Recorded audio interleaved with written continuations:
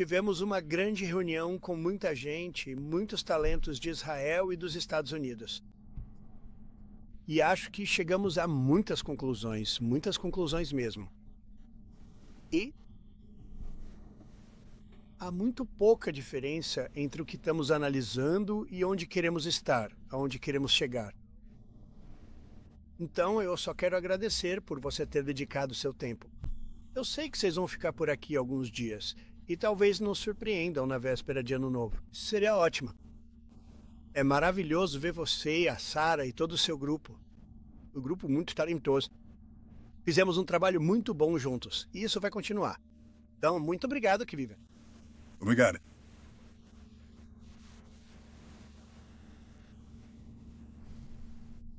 Eu tenho que dizer que...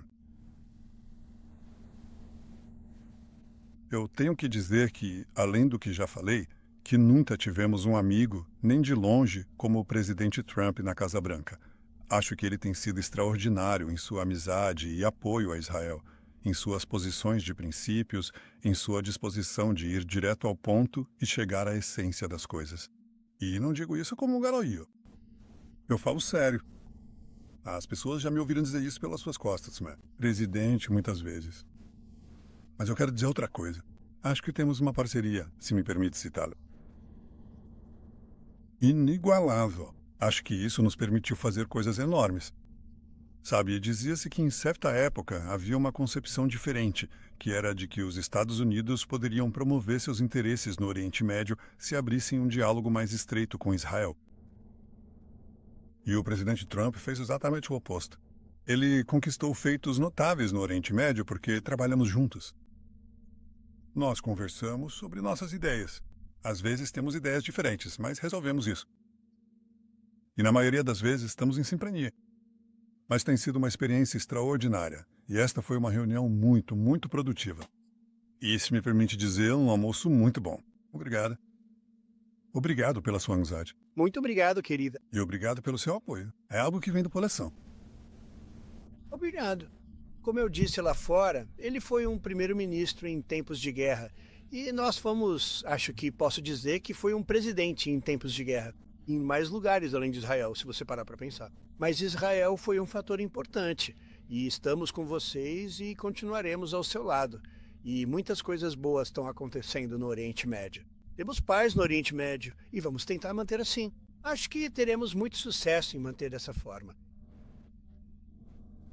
Você tem sido um grande amigo e eu também fui um grande amigo seu e de Israel e tem sido uma honra para mim.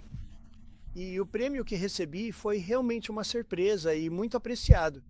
Bem, o presidente Trump quebrou tantas convenções, para a surpresa de muitos, e depois as pessoas percebem, talvez sabe, ele estava certo afinal de contas. Então, decidimos quebrar uma convenção também, ou criar uma nova, que é conceder o Prêmio Israel. Em quase 80 anos, nunca concedemos esse prêmio a um não-israelense. E vamos concedê-lo este ano ao presidente Trump. E isso foi anunciado formalmente durante o almoço, pelo nosso ministro da Educação, que é responsável pelo Prêmio Israel. Ele será concedido ao presidente Donald J. Trump por suas enormes contribuições a Israel e ao povo judeu. Eu acho que é algo tão apropriado e, obviamente, seria uma honra para nós, senhor. Presidente, se o senhor pudesse visitar Israel nessa ocasião, no nosso Dia da Independência. Mas tenho que dizer que isso reflete o sentimento esmagador dos israelenses em todo o espectro. Eles apreciam o que você fez para ajudar Israel e para ajudar na nossa batalha comum contra os terroristas e aqueles que querem destruir nossa civilização. Então, mais uma vez, isso é uma expressão de agradecimento. E de reconhecimento. Muito obrigado. Isso realmente é uma grande honra. Alguma pergunta, por favor? Vamos ser bem rápidos, porque basicamente concordamos na maioria das coisas, e vocês sabem quais são a maioria delas. Por favor, pode prosseguir. A imprensa. Obrigado, senhor presidente. Gostaria de saber se o senhor e o primeiro-ministro conversaram sobre a possibilidade de Israel retirar suas tropas antes que o Hamas esteja totalmente desarmado. Sei que isso tem sido uma questão. O senhor pressionou por isso? O presidente? Bem, nós conversamos sobre o Hamas e conversamos sobre o desarmamento. E eles vão ter um período de tempo muito curto para se desarmar. E vamos ver como isso vai se desenrolar. Steve Witkoff e Jared Kushner ficarão responsáveis por isso do nosso lado. Mas se eles não se desarmarem, como concordaram em fazer, eles concordaram com isso. Então haverá consequências para eles. E nós não queremos isso. Não estamos buscando isso. Mas eles precisam se desarmar em um período relativamente curto de tempo. Bem, esse é um assunto à parte. Vamos conversar sobre isso. Senhor, Presidente, tinha alguma mensagem ao primeiro-ministro sobre a Cisjordânia? E está de alguma forma preocupado que a violência dos colonos israelenses possa estar prejudicando o plano de paz? bem, nós já tivemos uma discussão, uma grande discussão, por muito tempo sobre a Cisjordânia. E eu não diria que concordamos 100% sobre a Cisjordânia, mas vamos chegar a uma conclusão sobre a Cisjordânia. Se eu... Pudesse perguntar, como é? Discussão? Bem, eu não quero fazer isso. Vai ser. E agora é o momento apropriado. Mas ele vai fazer a coisa certa. Eu sei disso. Eu conheço muito bem. Ele vai fazer a coisa certa. Sim, A imprensa, existe um medo crescente de um confronto entre Israel e Turquia. Como você pretende aliviar essa tensão, dado o fato de que Erdogan, o presidente Erdogan, chama o senhor Netanyahu de Hitler e compara Israel aos nazistas? Presidente? Bem, eu conheço o presidente Erdogan muito bem. E, como todos sabem, ele é um grande amigo meu.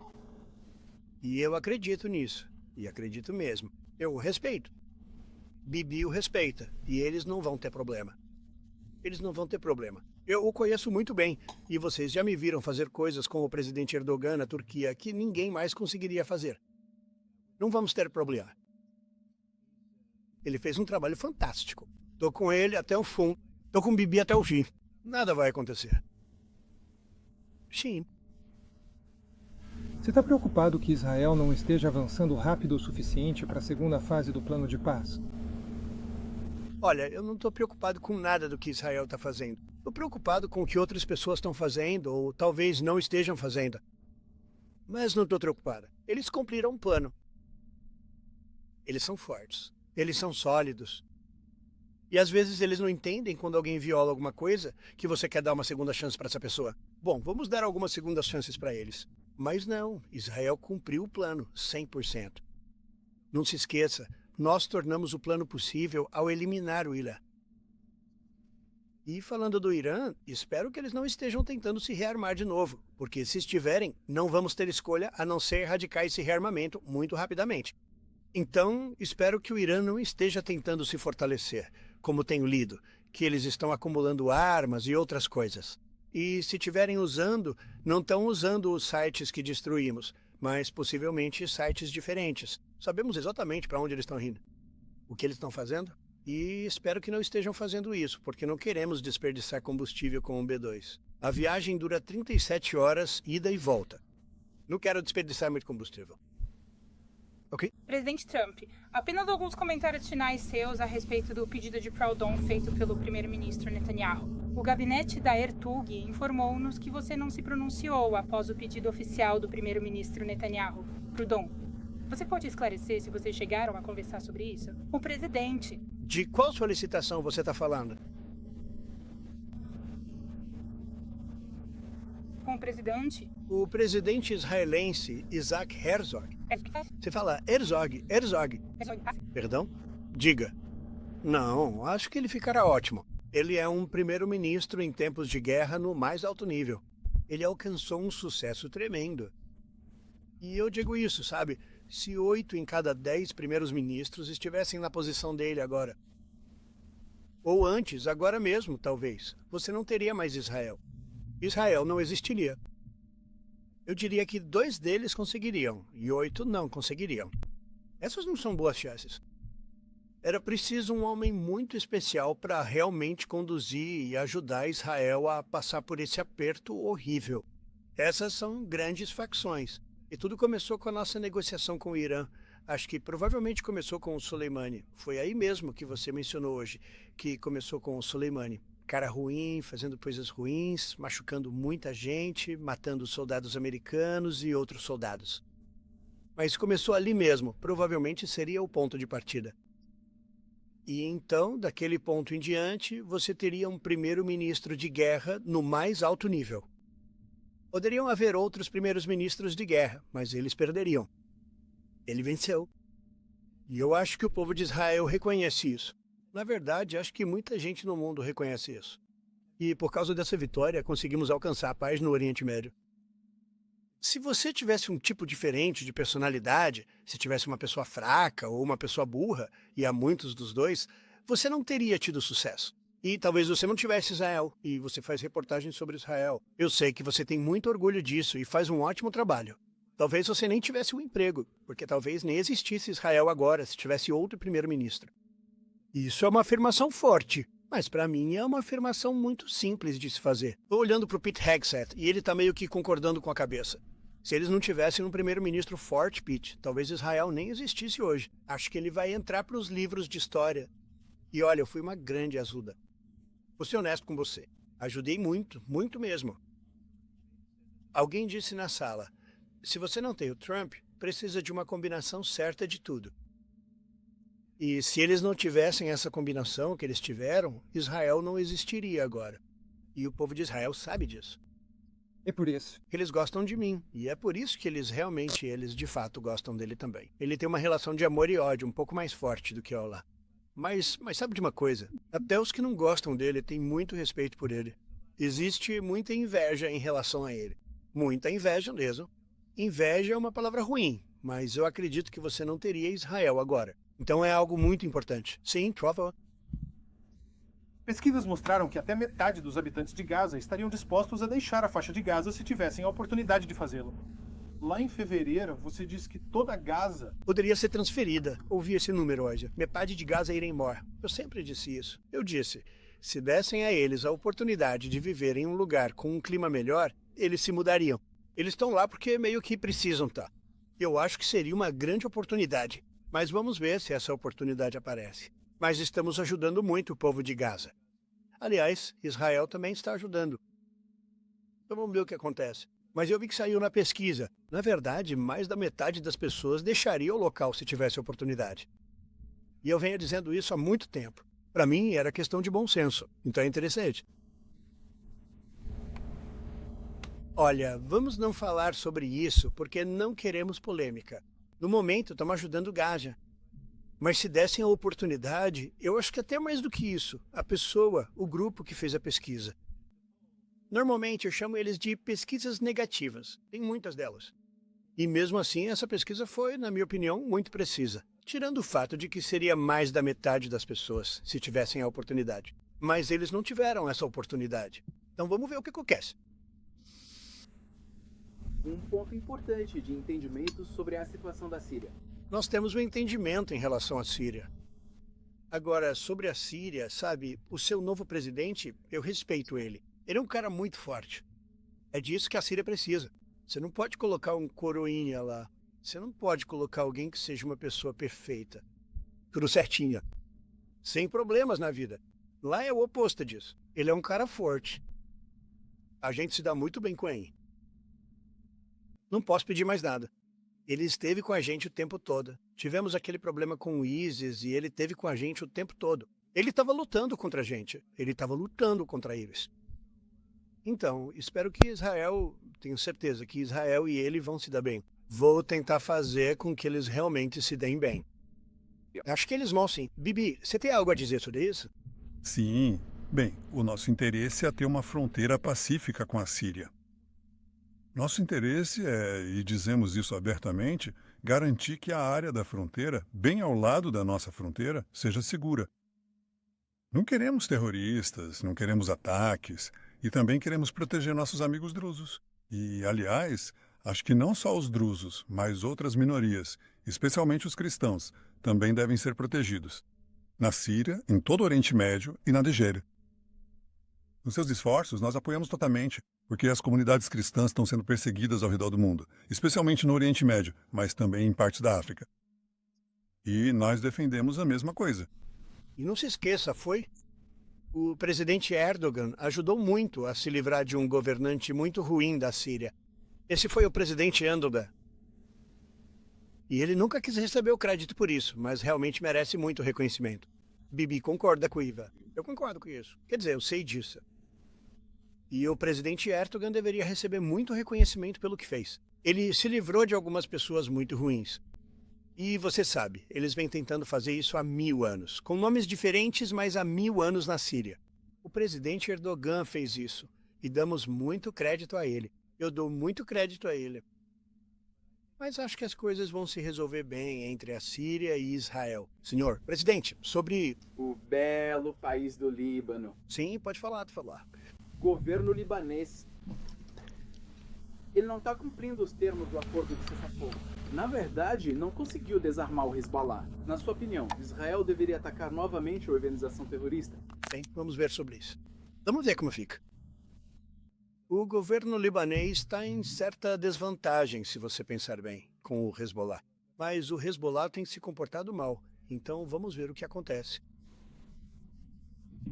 Quão perto estamos de outra operação? De Israel no Irã, você disse antes da reunião com Netanyahu que apoiaria Israel, caso o projeto de mísseis balísticos avançasse, assim como o de armas nucleares. Mas depois da reunião, depois do que você soube da inteligência, quão perto estamos de outra guerra? Com o Irã? Bem, eu não quero dizer isso, mas o Irã pode estar se comportando mal. Ainda não foi confirmado, mas se for confirmado, eles sabem das consequências. Sabe, as consequências serão muito fortes. Talvez mais poderoso do que da última vez. Sim. E o Irã deveria ter fechado um acordo da última vez. Eu lhes dei a opção. Eu disse, você pode fazer um acordo. Faz isso. Eu disse a eles, façam isso. E eles não acreditaram em mim. Agora eles acreditam em mim. É exatamente isso, Trujillos. Mas geralmente, onde há fumaça, há fogo. Você já ouviu essa expressão? Bom, agora estou ouvindo que eles ainda não são nucleares, mas talvez também sejam nucleares. Os locais foram destruídos, mas eles estão de olho em outros locais. Foi isso que eu ouvi. Eles estão procurando. Então vai levar muito tempo. Eles não vão voltar para onde estavam, mas tem outros lugares para ir. E se estiverem fazendo isso, estão cometendo um grande erro. Sim, por favor. Não há motivo para eles fazerem isso. Senhor, presidente, os Estados Unidos atualmente estão abertos a engajar em discussões bilaterais com Teherã. Estamos ouvindo relatos de vários países de que pode haver algumas discussões. Isso é algo que o senhor apoiaria? Sim. Eu apoiaria. Apoia? Apoiaria. Já. Senhor, aliás, antes da guerra, eu já apoiaria isso. Eu disse para eles, meu bem, eu disse, vamos negociar. E eles não acreditaram que o que ia acontecer realmente aconteceria. Sim, senhora. Exercícios navais, basicamente para testar o cerco a Taiwan. Você pode nos explicar o que sabe sobre isso? O que você acha disso? Você já teve alguma conversa com a China? Bom, eu tenho um ótimo relacionamento com o presidente Xi, e ele não me falou nada sobre isso. Eu certamente vi, mas ele não me disse nada a respeito, e não acredito que ele vá fazer isso. Não, nada me preocupa. Nada. Certo. Se estiver realizando exercícios navais e aéreos. Tenho participado em exercícios navais nessa área há 20 anos. Agora as pessoas encaram isso de uma forma um pouco diferente, mas na verdade de uma maneira maior do que encaram agora. Veremos. Mas eles vêm fazendo isso há 25 anos. Presidente, se o senhor não ver o Hamas se desarmar nesse curto período de tempo que lhes foi dado, pode nos dizer quais serão os próximos passos? Vai? Certo.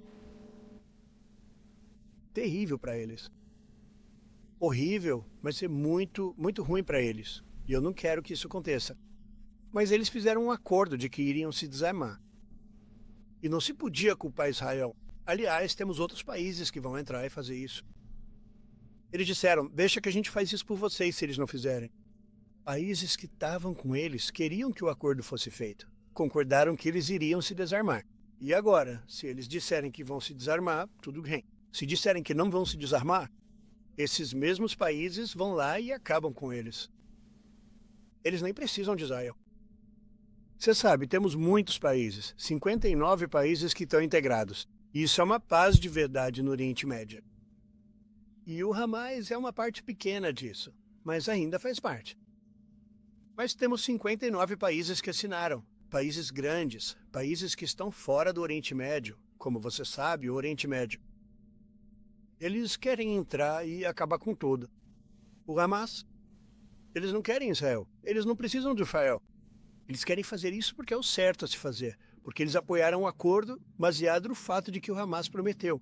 Eles juraram que iriam se desarmar. Agora, se eles não forem se desarmar, esses mesmos países vão acabar com o Hamas. Você acha que a CIA deveria estar envolvida no dia seguinte na faixa de Gaza, mesmo num futuro próximo? E a mesma pergunta para o primeiro-ministro Netanyahu. Você vê uma oportunidade real. Vai lá, Bibi. Acho que o presidente Trump deixou bem claras as condições de reforma que ele quer ver na autoridade palestina para que eles possam se envolver. E acho que ele deixou muito claro que quer ver o tipo de reformas reais, não apenas reformas superficiais, mas sim reformas de verdade. Acabar com o pagamento para assassinos, mudar o currículo dos livros didáticos, abrir, sabe, uma sociedade diferente e um futuro diferente. Se eles fizerem isso, bem, sabe, deixa eles. Acho que ficou claro. Ele estabeleceu diretrizes que, aliás, estavam no plano Trump de 2020. E elas foram colocadas, então, nos 20 pontos e agora depende deles. Lembre-se disso. Se a gente não tivesse feito o que fizemos com o Irã, só mudando um pouco de assunto, você não teria paz no Oriente Médio. Você não teria um acordo assinado no Oriente Médio. Você não teria um acordo. Porque outras nações árabes, que são pessoas incríveis, incríveis, incríveis. Eu conheço eles muito bem. Eu conheço eles. Eles são pessoas maravilhosas. Eles não conseguiriam concordar com a paz no Oriente Médio porque teria uma nuvem negra pairando sobre tudo. Não teria sido possível. O Irã foi muito reduzido em poder, prestígio. Eu não quero usar a palavra humilhação, porque, você sabe, eles estão tentando se reerguer. Mas não podemos deixar eles se reerguerem, porque se eles se reerguerem, não pode haver paz no Oriente Médio. Foi o erro. Sabe, quando eles aniquilaram o Iraque e o Irã tinham praticamente o mesmo poder. E eles lutaram entre si com nomes diferentes durante 1000 anos. E então o nosso país entrou em ação e explodiu um desses dois. Países, nomeadamente o Iraque e, de repente, o Irã, passaram a ter todo o Oriente Médio só para si. Mas isso já não é verdade. Isso já não é verdade. A intensa. Você pode... Conte-nos algo sobre seu plano para expandir os acordos de Abraão. Presidente, se puder nos falar um pouco sobre seu plano para expandir os acordos de Abraão. O presidente. Bem, os acordos de Abraão são uma grande conquista de Jared e de todos os outros. Quero dizer, foi uma das maiores conquistas. Eles serão ampliados. Países já estão conversando sobre expandi-los. E eles serão ampliados bem rapidamente. Sim, por favor. Ainda está em pauta? Ainda? A Arábia Saudita. Temos um grande líder e um amigo meu. E amigo de muita gente. Também é inimigo de algumas pessoas. Mas essas pessoas não estão indo muito bem. Não, a Arábia Saudita tem sido muito boa, pelo menos na minha opinião. Eles fizeram tudo o que poderíamos pedir. Mas a normalização é diferente. O presidente, eles estão se dando muito bem com Israel. Eles vão se dar bem. E em algum momento eles vão assinar os acordos de Abraão. Senhor, frente. Então, uma das grandes tarefas domésticas que você terá pela frente é escolher um novo presidente para o FED. Você diz que tem um favorito, mas tá... Também. Ainda tem, Isso não mudou. Sim, vou anunciá-los no momento certo. Temos bastante tempo. É mesmo? Mas enquanto isso, estamos fazendo números que ninguém nunca viu. Temos 18 trilhões de dólares entrando. Tivemos um PIB de 4,3%. Eles achavam que seria 2%. E isso apesar do fechamento dos democratas. Se o fechamento não tivesse ocorrido, teríamos tido mais 1 ponto e 1/4. Pensa nisso. Está muito bem, e isso também apesar do fato de termos um idiota no Federal Reserve. Quero dizer, o Biden o reconduziu ao cargo. É uma pena. Você pensaria que ele não faria isso. Mas ele é um completo idiota. Que está construindo um novo Federal Reserve, ou fazendo uma reforma em um prédio. Talvez ele já esteja em 4,1 bilhões de dólares para reformar alguns prédios bem pequenos. É o preço mais alto da história da construção civil. Ele está gastando mais dinheiro por metro quadrado do que qualquer prédio já gastou em uma reforma. Por exemplo, estou fazendo um salão de festas magnífico, enorme. Um salão lindo de o país queria, que a Casa Branca queria há 150 anos. É um trabalho gigantesco e é uma fração minúscula desse valor. E estamos abaixo do orçamento e adiantados no cronograma. Agora, é maior do que eu te falei. Depois que percebemos que vamos fazer a inauguração nesse prédio, ele tem vidro à prova de balas em tudo. Tem toda a proteção contra drones. Eles chamam de telhado à prova de drones. É um drone. Não chega nem perto. É um prédio grande, bonito e seguro. Mas é um projeto enorme por uma fração minúscula daquele valor. Estamos abaixo do orçamento e adiantados no cronoclima. E eles queriam isso há 150 anos. Pensa bem, o prédio do Federal Reserve, são 2 prédios lá, eles não sabem o que estão fazendo. Eles estão muito acima do orçamento. Quer dizer, quase. Isso foi construído durante o governo Biden. E eu passei por lá outro dia e é comandado pelo chefe do Federal Reserve. Tarde demais, sabe? Tarde demais, Paulo. Tarde demais, porque ele sempre demora demais com as taxas de juros, exceto antes da eleição, quando foi cedo demais, porque isso teria ajudado. Isso era para ajudar a eleger ela. Não teve impacto nenhum. Nós vencemos nos 7 estados decisivos. Mas não. Estamos pensando em entrar com um processo contra o Powell por incompetência. Porque, pensa bem, esses 2 não são prédios incríveis, são prédios pequenos. Ele disse que eram mais 4 bilhões de dólares. O custo final será superior a 4 bilhões de dólares. 4 bilhões de dólares americanos. É o preço mais alto da construção civil. Mais uma vez, democratas, o preço de construção por metro quadrado mais alto da história do mundo. Nunca houve. Monumentos magníficos são construídos por um preço muito menor. Então, estamos pensando em entrar com uma ação por incompetência grave, o que se chama de processo por incompetência grave. É uma incompetência gritante da parte de Paula. E era o filho dele. E o cara é simplesmente incompetente. Não há nada que você possa fazer a respeito. Ele é simplesmente um homem muito incompetente. Mas provavelmente vamos entrar com um processo contra ele. Muito obrigado a todos. Eu agradeço. Bibi, parabéns.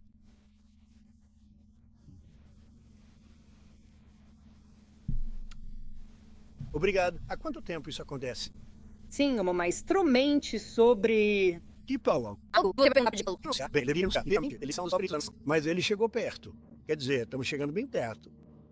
O demitiriam. Eu adoraria demiti-lo, mas estamos tão perto, sabe? Talvez eu ainda possa fazer isso. Celular. Pra prováveis. Venda de F-35 pra Turquia? Estão pensando em algo sério. O que impediu? Eles de fazer isso. Eles nunca mais vão usar isso.